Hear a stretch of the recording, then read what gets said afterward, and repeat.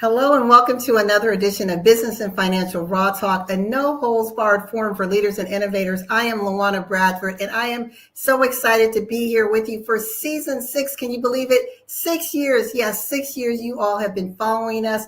Thank you, thank you, thank you. And to our viewing audience on E360 TV, we are so grateful and thankful for your support.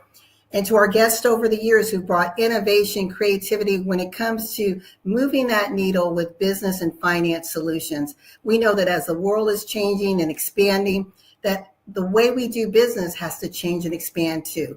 Sure, there's some tried and true methods, but there's also some creative geniuses that are out there that are doing something different and making their mark. And today I am so excited because I have the dynamic duo in the house, Mrs. Bernadette Watts and her husband, David Watts, in the house of OnStage Plus TV.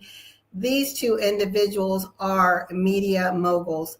Ladies and gentlemen, they have been able to blend their disciplines of marketing, cinematography, photography, storytelling in a way to help to amplify voices, messages around the world. They believe in changing the narrative, especially in spotlighting the often marginalized population of our Black and Brown communities. So without further ado, I am going to bring to the stage David and Bernadette in just a moment.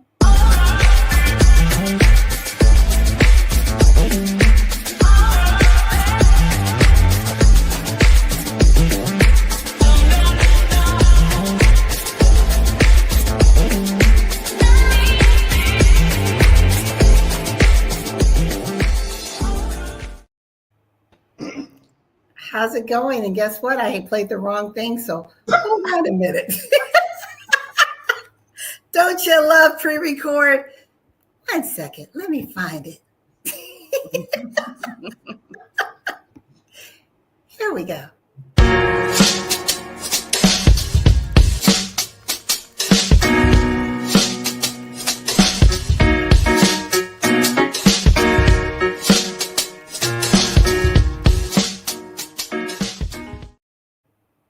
Hello, Bernadette and David. How's it going?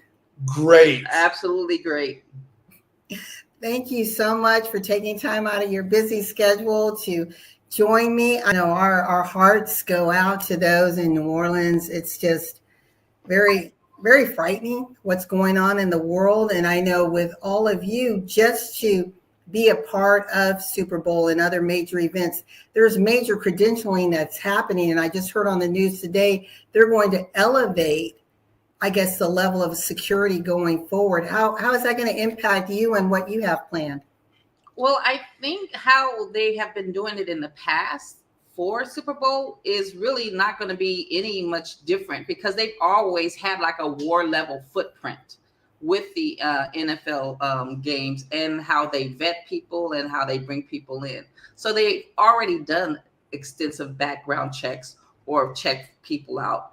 I think maybe for other events that they're having where it's not as intense, they may look to scrutinize or increase. But I think they've always looked at this level of event and the amount of people they expect to go as already something that could go wrong, devastating consequences could happen if things were to go wrong. So they've always taken those extra steps. I don't foresee, we haven't heard anything. No, we haven't heard anything. We did hear that it's going to be, very strict, but just to give your viewers some kind of context, when you're going, we as media, we have to pass the Department of Justice background check, which involves an FBI background check. Why do you know you've done those top secret clearance type checks, and you take your credential. Once you get approved, you get your credential. Then you go through a bomb sniffing dog when you come into the First Media Center.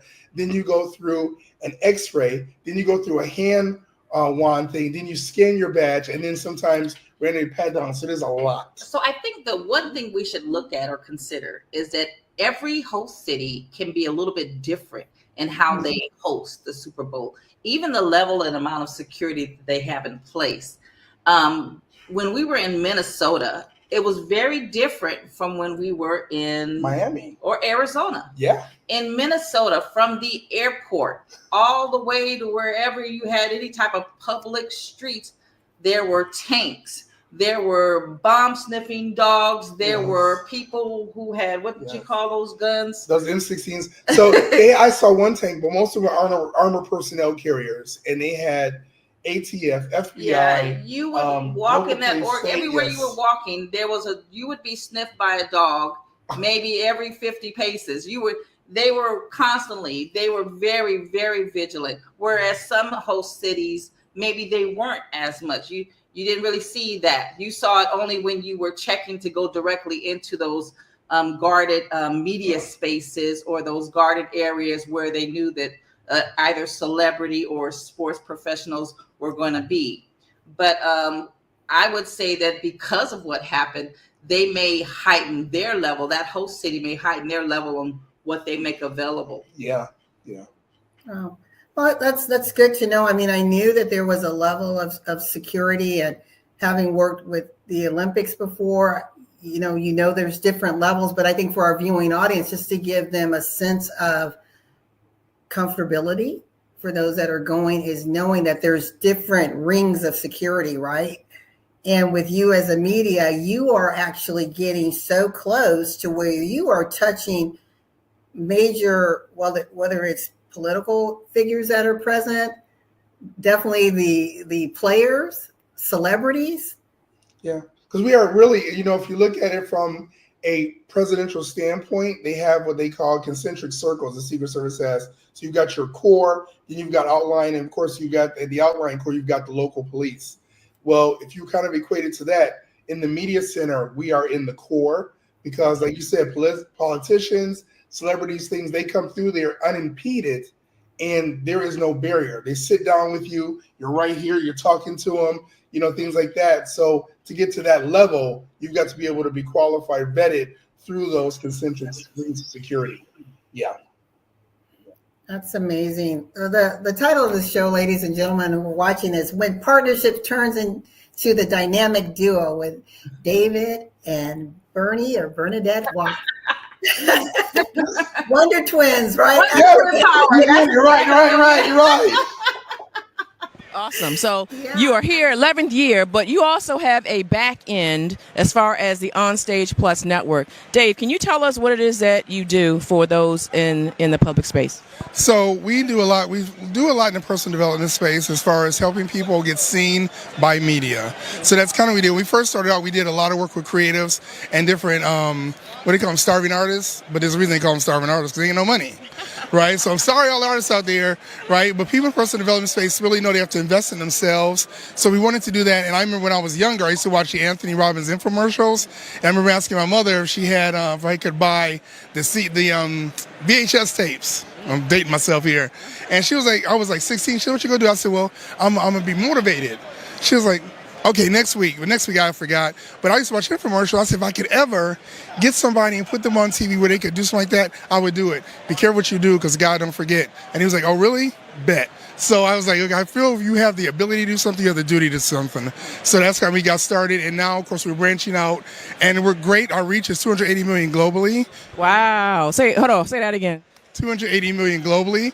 We have a 3% saturation in the continent of Africa, 16% in Europe, I think 7% in Asia, and most of our people in the United States and North America. So we're growing. So I'm really excited about that. And we have 100,000 subscribers to the network that have downloaded the app.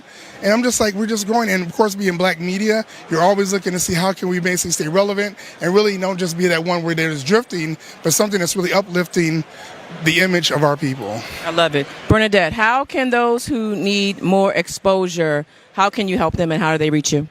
Well, I think one of the things that we do is we really have a lot of experience with brand development and strategy. And so when we're working with people, we don't look at them as like clients, they're partners, because it really takes a team, like I said before. And so one of the things that we do is we have a second eye that we can look at people with and just really kind of help them fine tune what it is that they're doing. Also to look at what else is out there. break out the box a little bit. Don't just say, okay, well, I'm a comedian, so all I have to do is get on a stage and tell jokes. No, there's a whole lot more you can do. You can do podcasts. You can write a book.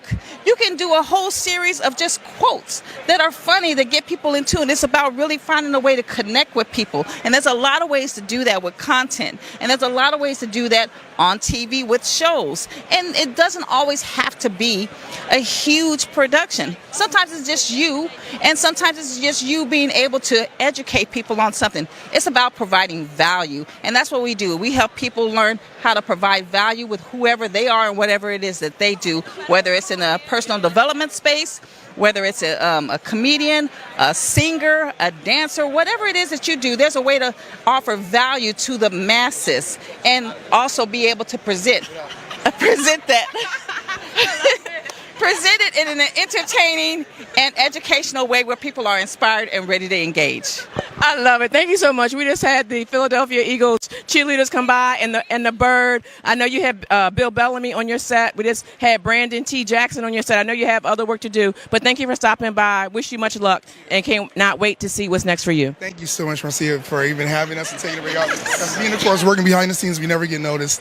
Thank you. Yeah, and what I was saying, before we went on the air is I just have so much admiration for the two of you, watching you in operation, especially when I was at the major event of Super Bowl last year.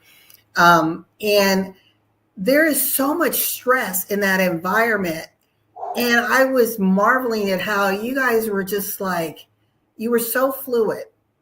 I know you could feel it, but you didn't show it. I mean, it's just natural that you're going to feel that level of pressure. But I think it's so important. I'd like to toss it to you, Bernie. What would you say to individuals who are in a partnership? You two happen to be married.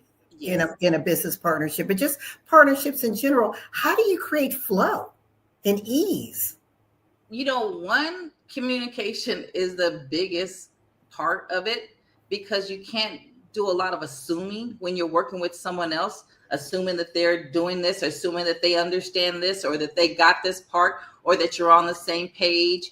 You have to be clear, and everyone deserves clarification. And that's one thing to always keep in mind. Sometimes we can feel as though, I've already mentioned that, or I felt like I've already said this before. And then we can get a little, I guess, tense about having to repeat or go over things that we thought we covered. But sometimes we have to understand that people can digest things at different paces. What you thought you might have said may not have been communicated. So with it, I think communication is huge, making sure that you're clearly communicating not only what it is that you're expecting, and being open to what they're expecting from you, and making sure that there's no questions, that everyone feels comfortable asking questions and not feeling like they have to hold in what they don't understand. I'm going to ask this question, and you can say you don't want to answer it. Was there ever a time in this business partnership that you thought, what are we doing?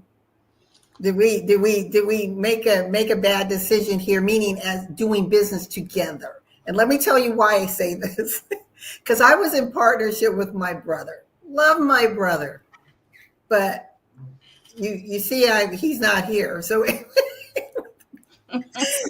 it got to the point where he couldn't handle the certain levels of stress. He made a decision for the betterment of his family, and he left.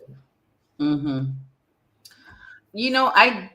I cannot personally say that I've had that kind of thought, only because David has always been the person who he brought me into business. He helped me stretch and believe that we could do business, that there was entrepreneurship was something that was possible. And because of that, I think I've always taken his lead when it comes to how we can do things. Now, I would always learn and do my best to say, well, we should consider this.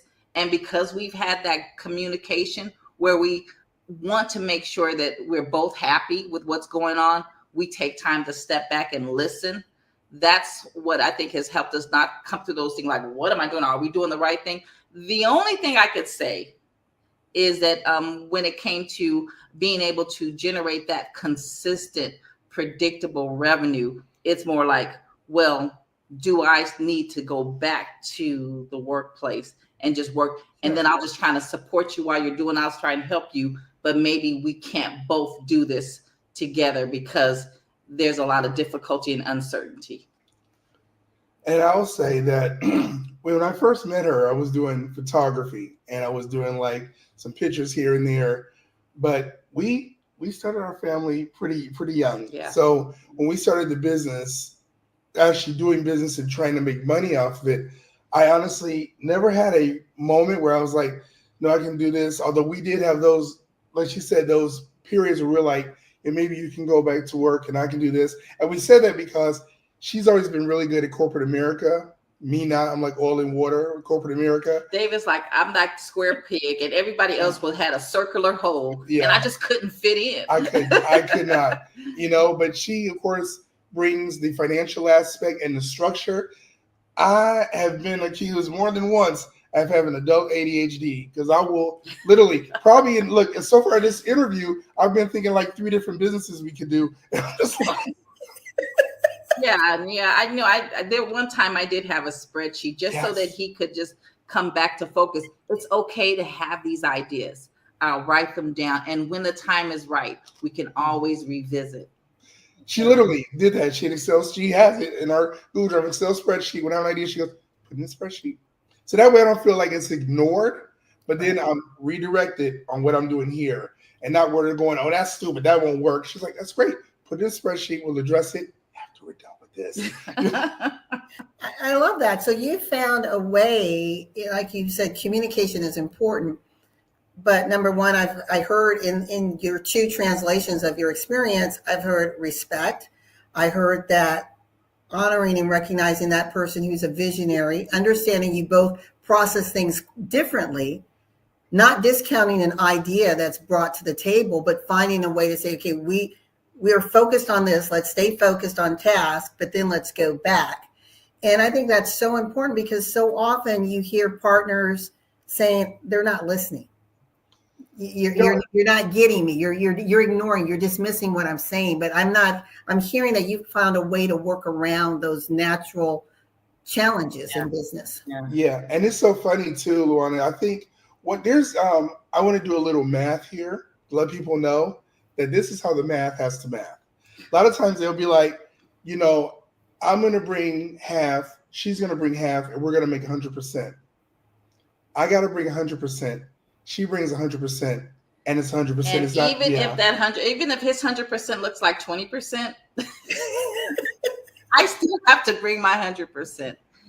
And it's not like fair is not fair. And when we say fair is not fair, it's not saying, oh, I do this, so you should do that. That's only fair. Fair is you always looking to be true to who you are, what you say you're going to do, and honoring and doing that. Whether someone else is not going to do it, it can be, it's not like 50-50 where he does 50 and I do 50 and together we make 100. We're both bringing 100 of who we are. And at different times and how we're growing and doing different things, one may be capable of 80, one may be capable of 120 in a way, if they can. But we both work together so that we are bringing our best, no matter what that may look like. I love that because the fact is, some days you wake up and you ain't got 100%, but you got to let her know, today I just don't feel like I can do it. And either you agree, well, great, we'll address that later, or you'll say, like we always say, when I'll tell her when she's not feeling strong or she's feeling weak, I'm strong. I got that, and vice versa. Because some days you're not going to both be able to just get it. But some days when you can both do it, it's beautiful. Yeah, I love that. We'll be right back.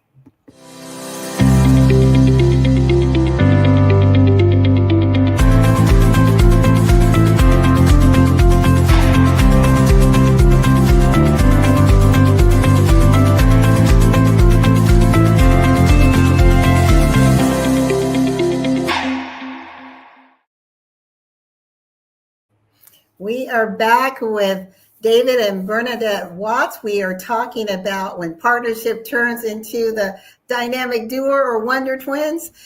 And this is great. I love this conversation because we just talked about how important communication is, respecting each other, your skills and strengths that you bring to the table, leveraging those, understanding that sometimes your cup may not be full enough to bring the 100%, but you bring what you can, and that other person is bringing their 100%. But when you both are on, right, firing on full cylinders, it's magic. Yeah, I think we're both on. When we're in Super Bowl Media Week, we are both on. It's an exciting time. We've been building up. We've been coaching ourselves even on how to be and do better. We have plans of action, and we're excited about making those things or executing those plans. And let me tell you, we work in the entertainment space. LaWanna, this is on television. You work in the entertainment space. The one thing I had to learn is, and I hate to use this word, but you got to have a thick skin in this business. And we had said, we had talked to you, of course, last year when you attended, and we said one thing you've got to be, or two things you've got to really be able to articulate is who are you and why should the media care? And I think when we're in that mode, we are kind of in that mindset. When people sit down before us, even when it's a celebrity or a superstar athlete, they give us a one-sheeter because we're wondering, yeah, the world knows you, but why should we care? And it's not personal. I hate to say that because sometimes when you say it's not personal, it is. But it's like, I really need you to get to the point to where why people should really listen to you. And in this business, that's something that you really got to really be on all day. And we're in Super Bowl Media Week. Yeah, it's like a machine. I love it. It is stressful because the broadcast day starts at 7 a.m., doesn't end until about 4 p.m., and you were just on. You were just like boom, boom, boom, boom, boom, boom, boom, boom, boom. And it's wash, rinse, and repeat. It's so funny because, his perspective is kind of different from mine because I am in what I do. I often help with the direction and everything. And I'm always there to kind of help show people or even help bring to their attention why people should care, why they should care. It's like sometimes people can kind of get bogged down or they're a little bit confused about, okay, what should I say? What should I do? They're a little uncertain. And when you are putting people in front of the camera, you want their very best. And sometimes it does take you looking through their what it is that they are doing and what it is they're offering and let them know, oh, I love what you're doing here. We'd love to make sure you talk about that and bring that up because this, and this. And they may not even be aware of how impactful they are or how an audience might consider that information helpful. But because we're coming at it from a different space, we see something that maybe they didn't think of or that they're not even aware could be helpful to others. So, I always look to see help them understand like why people should listen to them. I love that. If you guys don't know, she obviously was born in California and I'm from Buffalo, New York. So New Yorkers, so we got that mindset. I'm like, I don't want to hear it. Let's get in here. Let's get it done. She's like, hold on. We got to, so yeah, that works. And I love what you're saying because now this takes us to another element that I believe gives you makes you sort of like the best viable option in this space. Not only do you have your own television network OnStage Plus, but what Bernadette just described is you provide mentoring and coaching. So for those of you that are out there that are looking at how do I get into this space, and we'll talk a little bit about your nonprofit, but I'm just saying from maybe a speaker or someone who has a business and you don't know how to have that media presence, right? How to translate that story where people even want to hear it. You got to first be a point of interest to get in the seat, right? And you help do that. And I'm just going to be real transparent. So when I was at Super Bowl Media Week, it was overwhelming. If you've never done anything like that, I've never seen so many media in my life. And I was told, go and get interviews. And LaWanna had a meltdown. And Bernadette took me aside and, she gives me that virtual slap in the face. And it's like, hey, come on. You got here. You got to do the work. I'm like, I don't know what to do. But she was very focused and deliberate about you do A, B, C, and D. You've got to do it. And I'm like, whoa. And it was tough love, but it radically changed my life and how, like, it's one thing when you're on this side, it's another thing when you're being interviewed and having to go and represent with everybody else. You know, I'm interviewing here and I'm looking at Dr. Phil across from me and I'm looking at Carrot Top and I'm, you know, all these other people. I'm like, wow. But you're like, no, you got to be focused. You got to be driven. You know, I can be starstruck and miss my opportunity. So I want to thank you both for that, but also encourage people, if you don't know how to do it, Google University isn't going to teach you what that 5 minute of tough love gave me. You need to be with people who've been there, done that, got the t-shirt, know how to navigate those waters, because it was like, I don't know. I even have a video of myself like, oh my God, what's going on? It is, so when you feel that, it's like it's true. It's like when you know and see what you can get if you do these things, you're not guessing, and you're just, you're able to say, okay, I see it. I already know. All you have to do are these things. Trust me, somebody will interview you. Somebody will take it. And then there are plenty out there that want it. Right. And so that type of encouragement, I'm sure is very, very helpful when people aren't sure what to expect. So, but you were one of the people out there that I knew had great and huge value and something to say and something to offer. So it was like, hey, we just got to get you in front of the right people, but you got something to tell the world, and it's something the world needs to hear. Yeah. And I think it's so important. I tell people everyone needs a coach or a mentor, a consultant, or several actually. And you only know what you know. You don't know what you don't know. And I know what I'm good at, but I didn't know how to do it in waters I've never swam in. Mm. And you guys taught me how to swim. Now, am I an Olympic swimmer in that lane? No. But I'm more confident today than I was a year ago. That's good to hear. I love that. So let's talk about OnStage Plus. Okay. Tell me about it. Tell me what your mission is. What's new for 2025? What can I say this?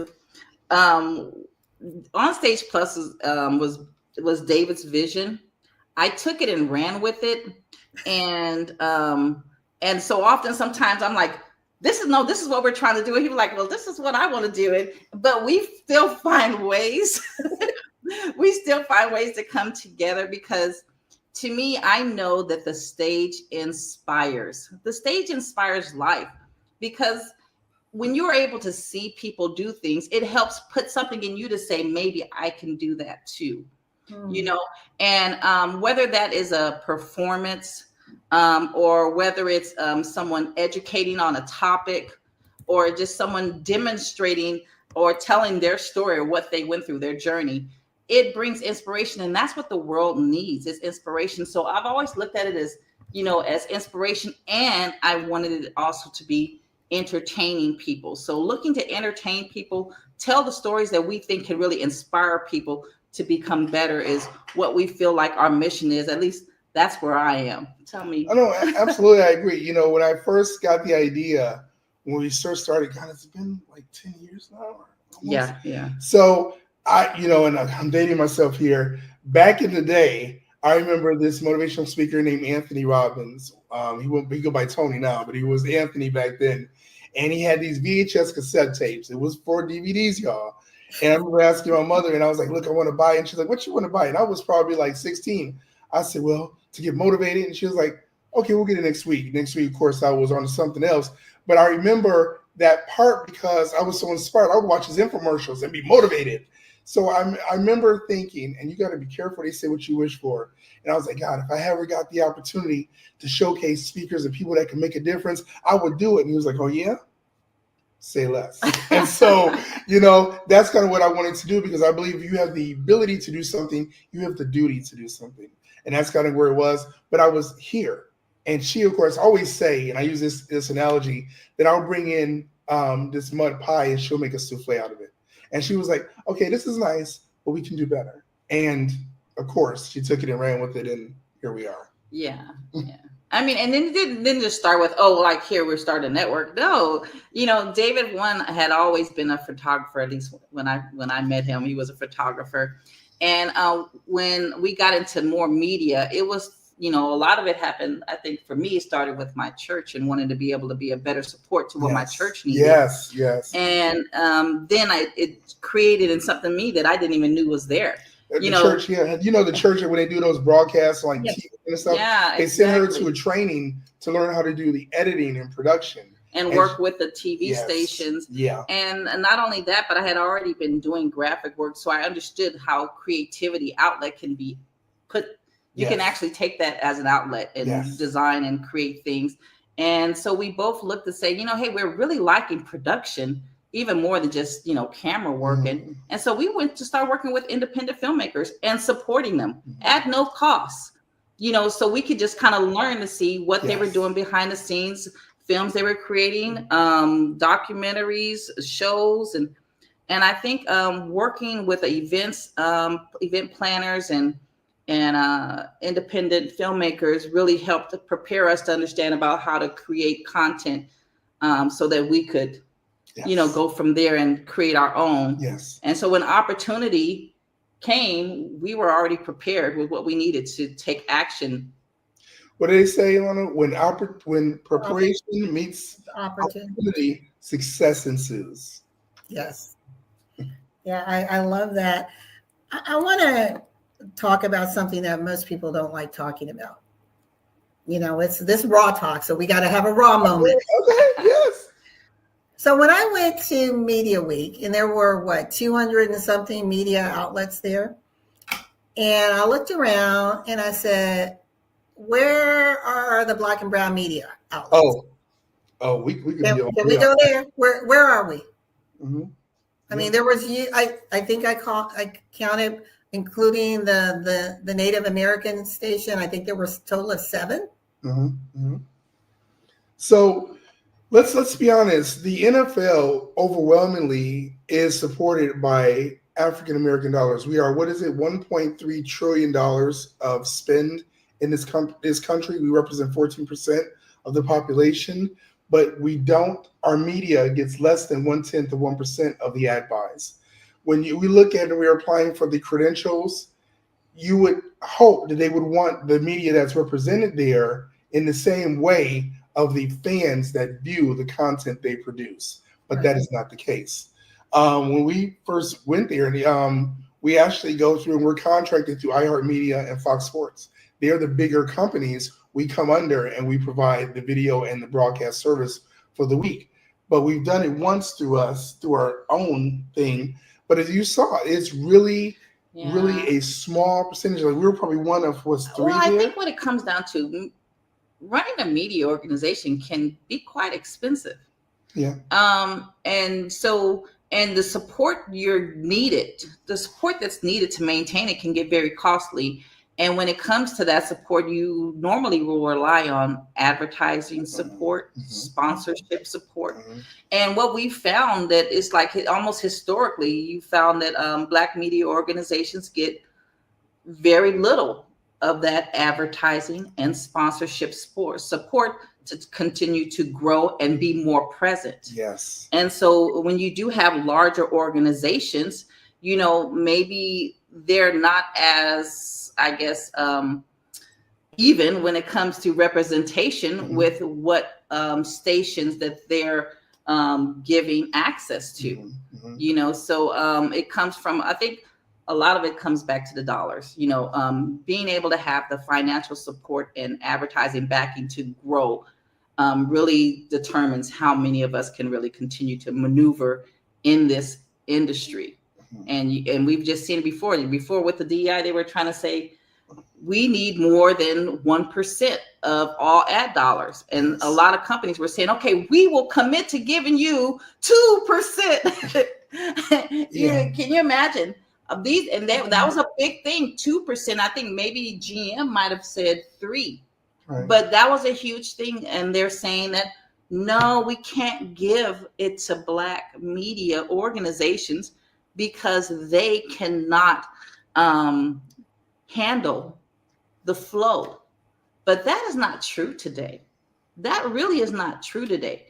We can handle with our extensions, our ad extension programs with other networks that we work with, we can accommodate any ad spend that comes in through us, whether they're trying to reach 50,000 or 1 million households in 1 month. It's possible. But what they are used to doing is working with who they're used to working with. And, you know, you've heard Byron Allen complain about this. We've heard about Roland Martin. Yes. I mean, you can talk to many, even advertising companies that companies go through to work with media companies. You got the companies, they say, well, we don't handle, we have an agency that manages our ads. Those agencies then have to work with the media companies to handle the ads. But those major companies that say, okay, I got a $25 million budget for ads. I want my ad agency to do it this way. And those big guys they're used to working with, you know, they look how they look and they are who they are. And sometimes they're not us. And that's why it's really important. You know, you've seen this push lately to support Black-owned media, to support Black businesses, because as we all know, the dollar circulates the least in our communities. Yeah. And I think now, like, our reach is 280 million globally. But what does that look like in ad spend? For the most part, we rely on businesses we contact directly, because when we contact the bigger companies, they're not calling us back. They're not spending with us. So we have to go out and get the money from and we have businesses. To do more partnering with each other. Yes. So like we belong to BOMISI, which is a Black organized media collective. Yeah. Yes. So, and they work to help other Black media companies, whether it's print, web, or digital streaming, whatever, just to be aware of what they can do to improve their business. So you do have to work with others more so. And I would say, you know, for any businesses out there that are owned by people of color, that you need to also try and reach out to those organizations and find ways to, you know, kind of get that information or get opportunities or do things you can together.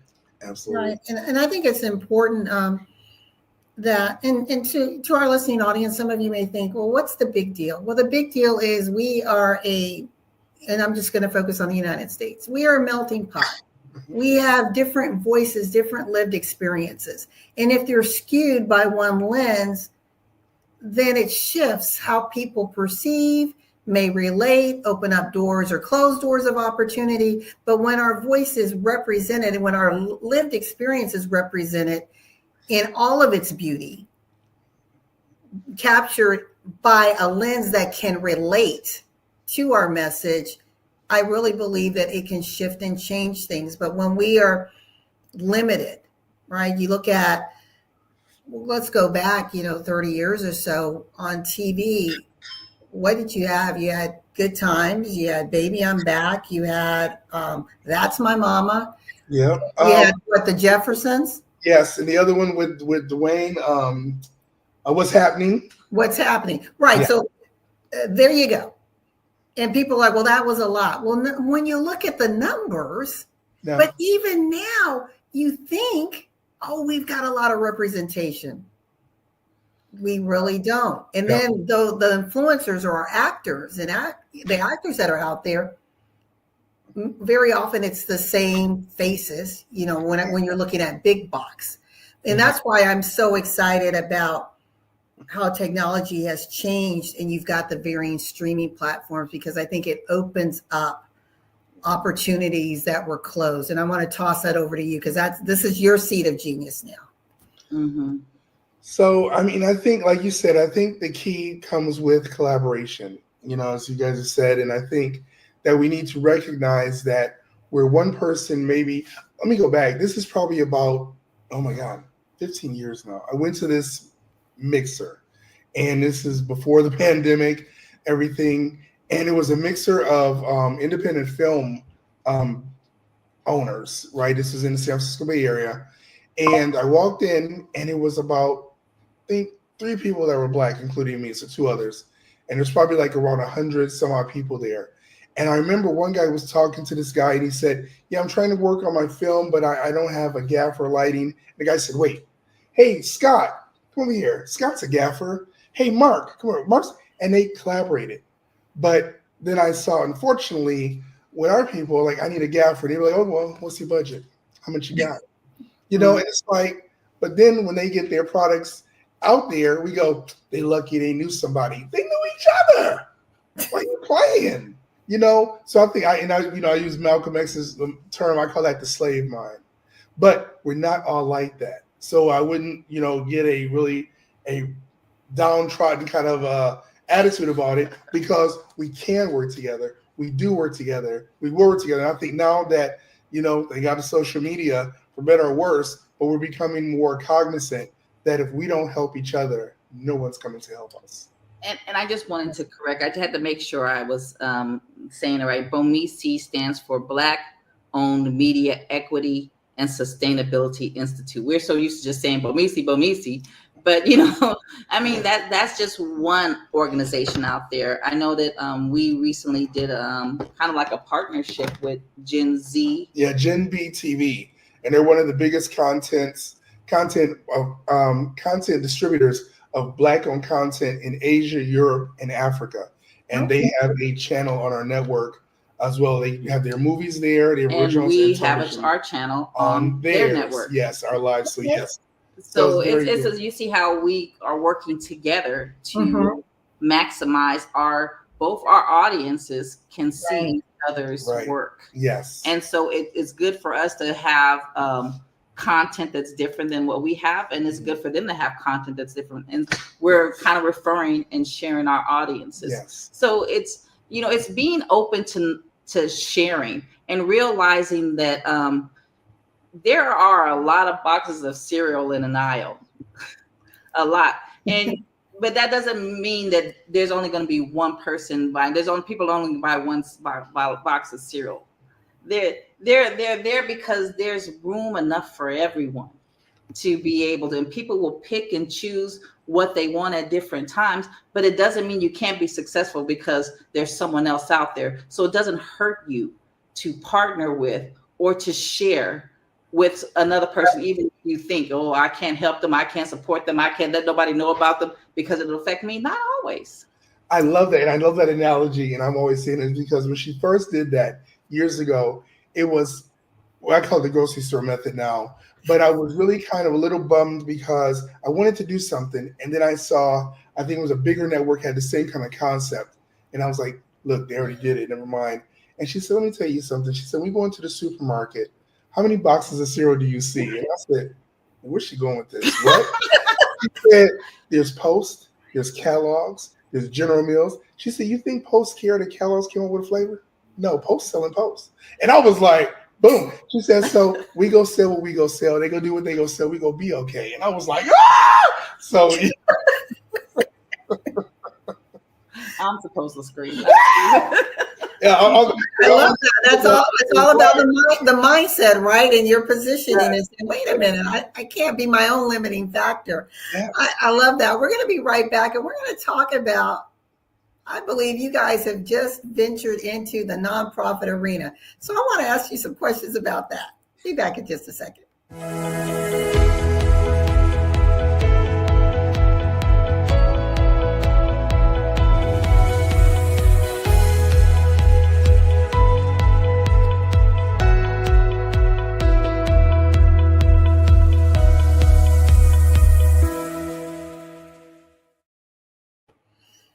Okay, so you guys are just adding and adding, but now you're doing the major give back. What's going on with OSP Cares. And it's And what is it? First of all, not what's going on. Let's introduce it to the world. What is OSP Cares? OSP Cares stands for, of course, OnStage Plus Cares. I remember many times people say, "Wow, I really would like to learn how you all do that, and I really wish I could learn that." And it was something where it's like, okay, go to YouTube and you can learn. But like you said, that's not going to give you the skill set that you need to really go and get paid. It might give you some ideas or things like that.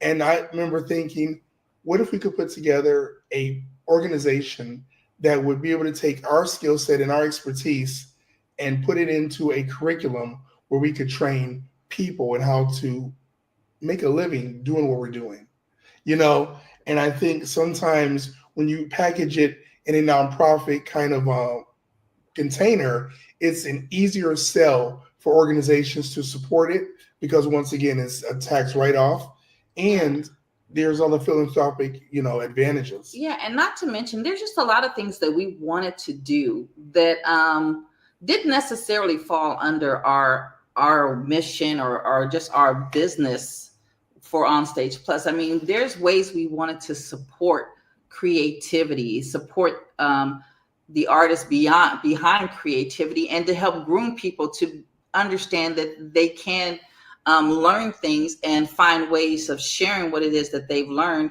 to benefit us all. And the only way for us to have done that, really is to do something like our nonprofit, which allows us to be able to go out and teach people and people can support and not be penalized for supporting. They can get tax deductible benefits from supporting. And then we don't have to feel like we have to charge for certain things. So I think we're looking to say there's more of an impact we wanted to make, not just tell stories ourselves or just grow what it is that we were trying to grow with what content we wanted to put together, but we wanted to be able to, open the door for more people and also help groom people to see it as a possibility and then use us even as a conduit to help make that possibility that a reality. Yes, yeah. There you go. I love that. And you were talking earlier about, your partnerships with the media. But as you were talking, Bernadette, I just saw, partnerships with other foundations that are out there that are looking to help people retool, right? Reposition themselves in this new digital world. Yeah. And so there's definitely, I always believe there's never a lack of money. It's just a lack of knowledge of how to tap into those avenues. And by establishing a nonprofit like this, I mean, this is huge. You're looking at, I'm going to step outside of this country and look at emerging communities, in other nations that have a need for this, right? But they don't have the infrastructure or maybe the programs to come in and sort of do the train the trainer thing for them. So congratulations. That's exciting. Thank you. I mean, there's so many ways, like even our partners in was it Africa? Yeah, in Africa. Yes. They're limited in what they can do. Yes. Right? And they needed an organization like ours to be able to help offer them our platform and use of our platform to be able to share what it was that they're doing because they were getting roadblocks. Yeah. And so by us coming and doing what we're doing, we're able to take down some of those roadblocks that stop people from being able to share what it is that they're doing. And I think somebody said, what was it? They said, don't be afraid of artificial intelligence, AI. Mm-hmm. Be afraid of the person who knows how to use AI better than you. Because AI is not going to replace your job. The person that knows how to use AI is going to replace your job. So that's another thing, too, we're going to be providing. Yeah, we have an AI training component when it comes to media as well. We have our program called Media Wise, where we're really trying to help youth understand how to understand media. Understand media bias, because as we know, media can be biased. What was it? The War of 1812 was started. Was it the Spanish? What was it? One of those wars was started because a newspaper printed something that happened that hadn't happened, and the United States was like, "Oh, it did," and they went to because someone said something that it wasn't vetted. You need to know. being responsible with content, and not just, sometimes irresponsibility with content can happen because people feel like, well, I'm just going to do what everybody else is doing, or I have a goal. It looks like I'm being benefited by doing this, so I should do it. But you still have a responsibility to do what is right. And in the long end, the long goal of it, you will get more from doing what is right than you will from doing what's wrong.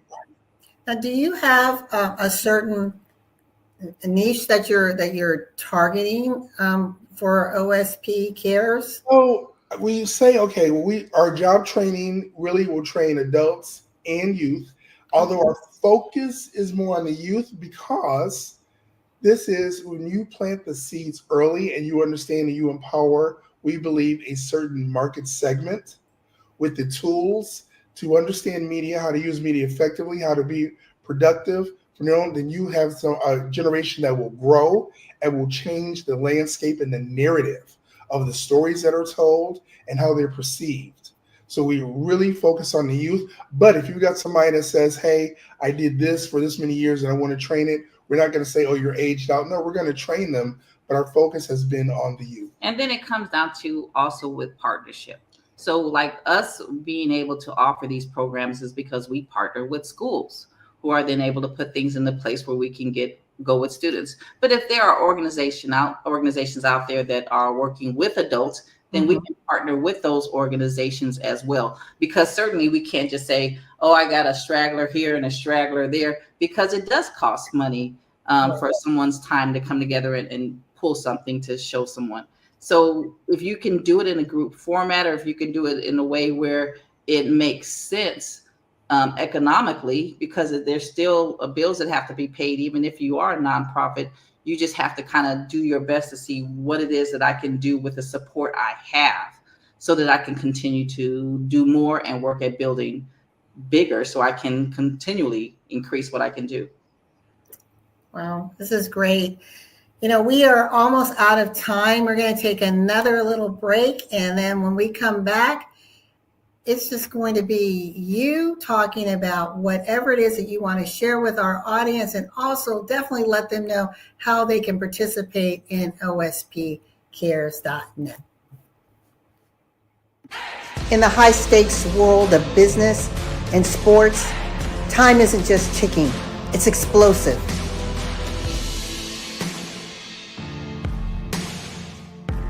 Where the elite forge their path, where champions and visionaries aren't just participating, they are leading.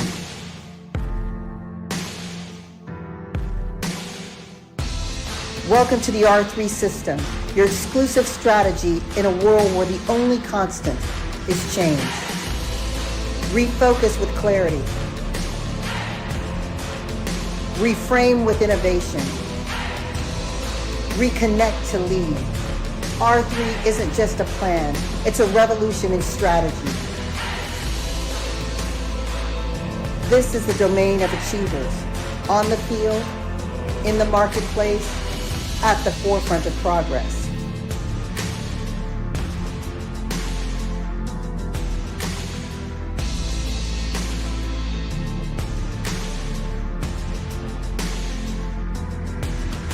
With over 30 years of award-winning expertise in fields from defense, sports, finance, the Bradford Group knows victory. Their winning attitude and team power aren't just concepts. They are your strategic advantage. It is your time to stand out, to lead, to redefine success, make the decisive move, contact the Bradford Group, and embark on a journey that sets you apart. Don't just meet the future, shape it with the R3 system. Act now, your legacy awaits.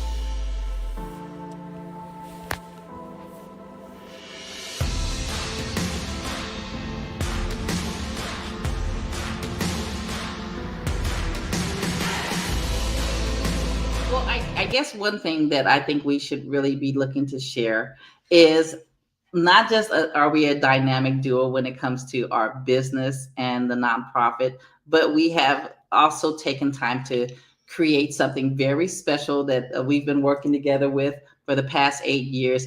And that's the release of our new fantasy fiction book called Sandeco and the Ancestral Gateway. And that's something too, we're going to be actually working with schools under OSP Cares. If you want to support that phenomenal literacy book, and it has so many benefits. But go to ospcares.net, and also we have our media rights curriculum. If you are an educator or if you're a superintendent, principal, please go to ospcares.net and look at what we have to offer, because we love to partner with you in bringing media literacy. Oh my God, if I can be literate in saying that, and training in media production to your educational institution. And of course, if you're just looking to support because you're like, hey, I want to support the next generation to be media literate and have the skill set to make a change in this world, please, you can donate on our website as well. We're really excited about that. So to recap, that's Sendeko, the book, which is incredible. You can see that also on ospcares.net. And it's also available on Amazon and everywhere you want digital paperback. Yes. And if you would like to donate to our organization and our mission, or you're an educator and you would like to have the media-wise curriculum in your institution, please go to ospcares.net. We are looking forward to helping you change the next generation for the better. I love that. Thank you so very much. This has been an enriched show. I mean, we went everywhere from the Super Bowl to the disparity in representation to now the amazing give back that you're doing and truly building legacy. And I always tell people, Bernie and David, that when you change one life, you've changed the next generation. And so again, kudos to both of you for what you're doing. And I am definitely going to get my copy of the book so I can read it. You said this is part of a series, right? Yes, yes. Exciting. And folks, you can be a part of OSP Care. I've got the contact information below at ospcares.net. Definitely follow all the work that they're doing on OnStage Plus TV. And just continue to support our Black media and Black businesses, right? Absolutely. It's important, you guys. You have no idea. It's really important. Yes. Well, thank you so much, Bernie, David. I so appreciate you. To our listening audience, we appreciate you every single week for joining us on Business and Financial Raw Talk. And just remember that in life and in business, when your vision intersects with opportunity, success is inevitable. Be safe, be well, and we'll see you next week. Bye for now.